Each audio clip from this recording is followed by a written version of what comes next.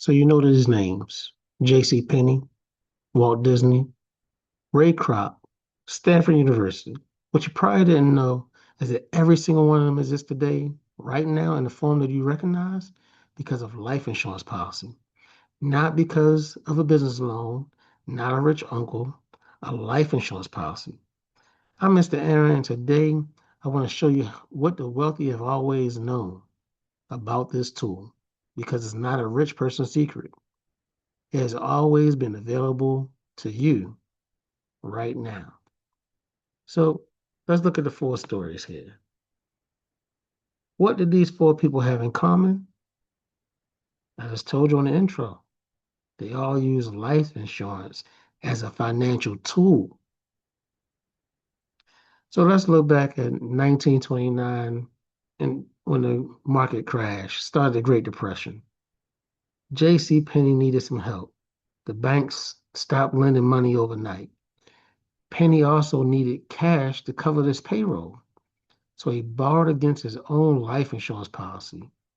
The result, J.C. Penney survived the Great Depression, survived the market crash, but they did not survive Amazon. And so what happened with the protection? His protection created options. It created an option for them. And what about Walt Disney? Guess what?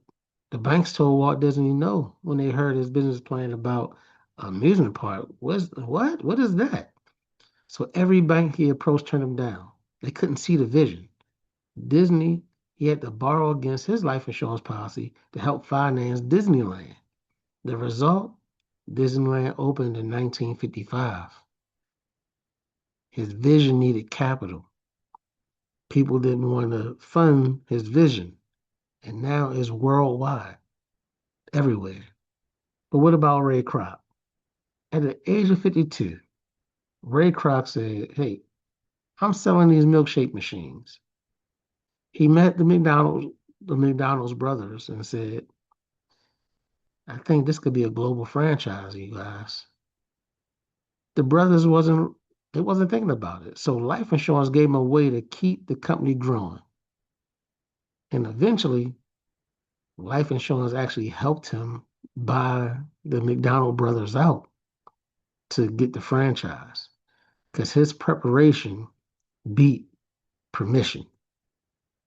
Now, when you look at the Stanford family, it was a tragedy, right? So Leland Stanford, what he did was he opened up the school in memory of his son.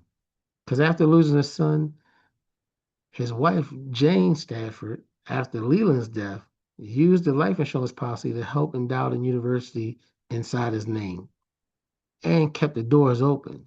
So the result, Stanford University still stands today because of that legacy that was started right then and there. And guess what? Legacy always outlives loss.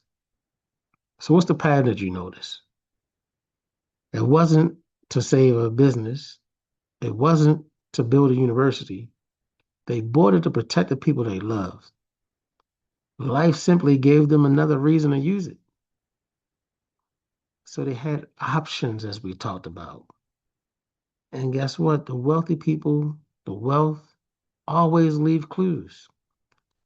The wealthy don't wait until they need money. They build access to capital before they need it.